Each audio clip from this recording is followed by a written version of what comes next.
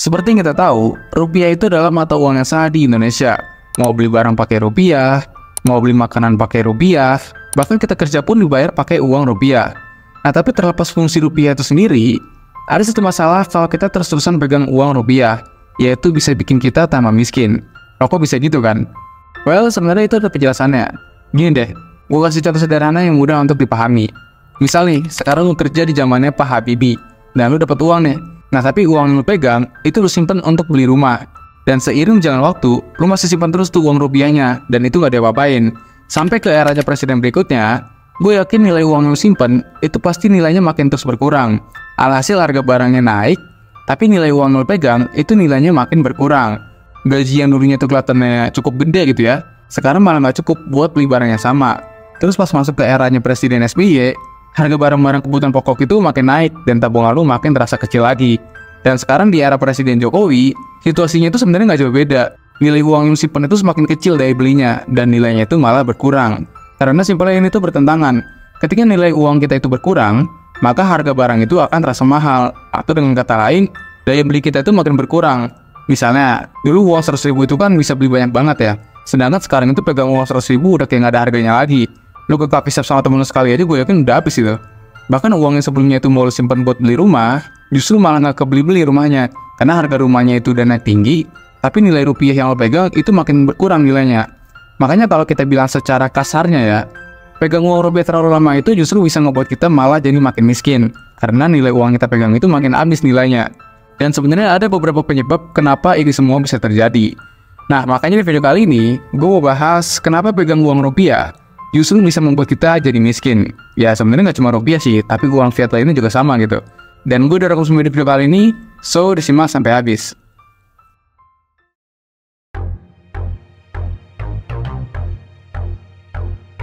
Kalau kita ngomongin mata uang, apalagi rupiah, itu pasti nggak jauh-jauh dengan kata inflasi, deflasi, dan sebagainya. Kenapa pegang rupiah bisa buat kita tambah miskin?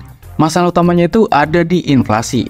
Gini, sistem uang yang kita pakai sekarang ini kan adalah sistem uang fiat, di mana sistem fiat ini dikeluarkan oleh pemerintah, dan uang ini nggak didukung sama komoditas fisik kayak emas atau perak.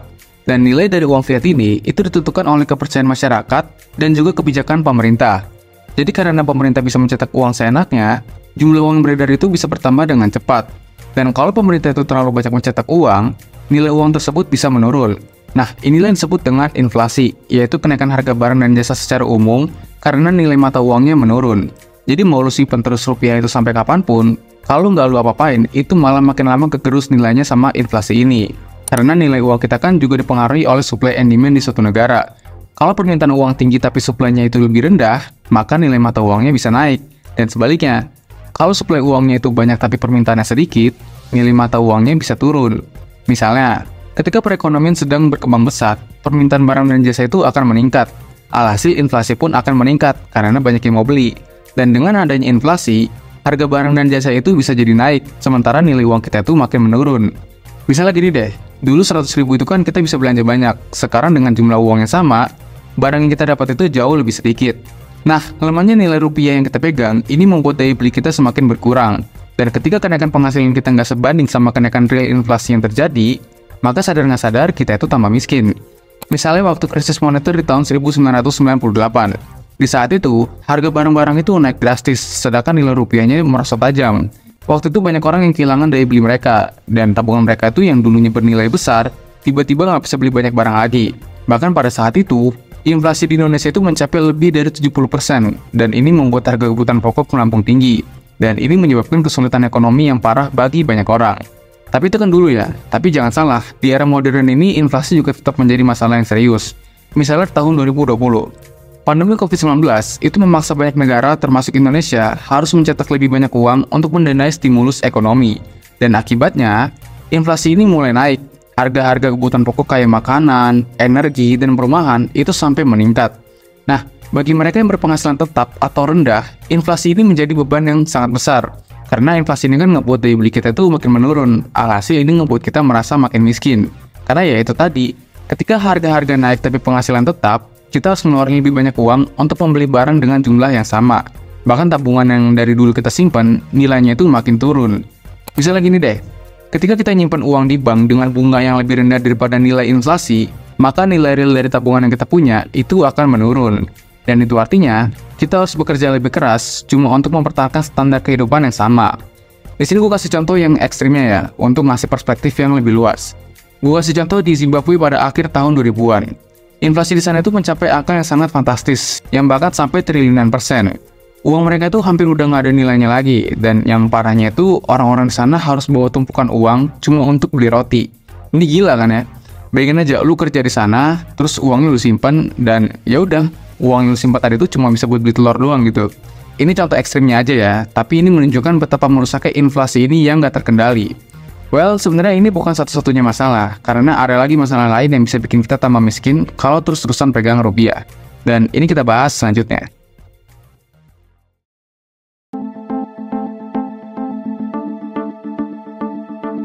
Setelah kita memahami bagaimana inflasi dapat menggerus daya beli uang rupiah, ada faktor lain yang juga membuat kita makin terus miskin kalau pegang uang rupiah gitu aja. Hal itu adalah kebijakan moneter. Kebijakan moneter adalah sistem kontrol bank sentral suatu negara terhadap besaran moneter, misalnya kayak suku bunga acuan, kredit primer, dan termasuk tindakan yang diambil oleh bank sentral suatu negara untuk mengatur jumlah uang yang beredar dan juga menaikkan atau menurunkan suku bunga. Jadi peran dari kebijakan moneter ini sangat krusial, terutama membahas tentang mata uang yang kita punya, yaitu rupiah. Bahkan ya, pemerintah itu nggak bisa ikut campur untuk mengatur bank sentral atau kalau di Indonesia itu dikenal dengan BI, alias Bank Indonesia. Dan yang menariknya, BI ini sebenarnya berdiri independen, dan dia itu punya kontrol yang besar terhadap uang di negara ini. Nah, BI ini punya tujuan atau yang kita kenal dengan kebijakan moneter. Tujuan utama dari kebijakan moneter adalah untuk mencapai stabilitas harga dan juga mencapai pertumbuhan ekonomi yang berkelanjutan. Dan tapi, kebijakan ini juga bisa punya dampak yang besar terhadap nilai mata uang domestik, termasuk rupiah. Karena hasilnya itu bisa bagus, tapi bisa juga jelek gitu. Misalnya nih, kebijakan moneter terkait suku bunga yang ditetapkan oleh bank sentral, ini bisa mempengaruhi minat investor untuk masuk ke dalam negeri. Karena kalau suku bunganya naik, orang itu jadi lebih tertarik buat menabung dalam mata uang, karena imbal hasilnya itu lebih tinggi.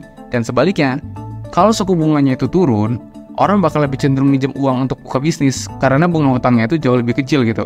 Nah, sekarang masalahnya, kalau kita bicara tentang ekonomi, apalagi mata uang fiat, itu cenderung mengalami yang namanya inflasi, dan otomatis harga barang dari tahun ke tahun itu justru malah makin mahal. Kedua nih, kebijakan quantitative easing.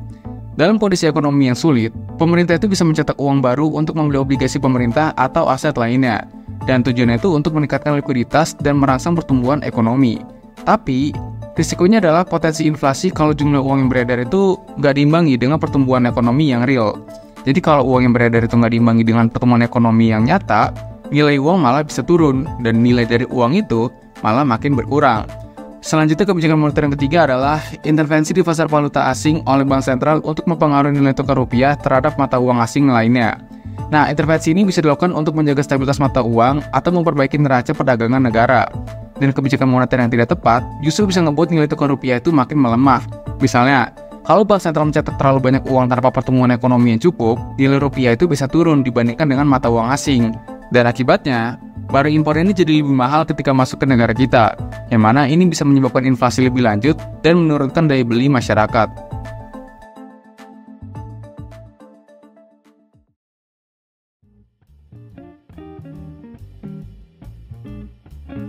Nah, itulah kenapa kalau kita terus-terusan pegang uang rupiah dan nggak diapa-apain, ini malah bisa membuat kita jadi tambah miskin. Masalah utamanya itu kan ada di inflasi dan kebijakan moneter yang bisa membuat nilai uang kita tuh terus berkurang. Karena rendahnya nilai mata uang kita, ini bisa membuat harga barang-barang naik, tapi nilai rupiah kita terus menurun. Jadi kalau kita cuma simpan uang tanpa ngelakuin apa-apa, alias kayak investasi gitu ya, daya beli kita akan terus tergerus sama yang namanya inflasi. Dan masalahnya pun bukan cuma di inflasi doang sebenarnya, tapi juga di sistem uang fiat yang kita gunakan. Karena sistem uang fiat itu kan nilainya ditentukan oleh kepercayaan masyarakat dan juga kebijakan pemerintah, bukan sama komoditas fisik kayak emas ataupun perak. Maka nilainya itu bisa sangat fluktuatif. Jadi sedikit saran dari gue sih, jangan cuma nyimpan uang dalam bentuk rupiah aja. Tapi baiknya kita juga berinvestasi di aset-aset lain yang nilainya itu bisa lebih stabil atau bahkan naik seiring waktu, kayak emas, properti, atau investasi yang lainnya. Well, sekian dulu pembahasan kali ini, semoga bermanfaat dan sampai jumpa segmen selanjutnya.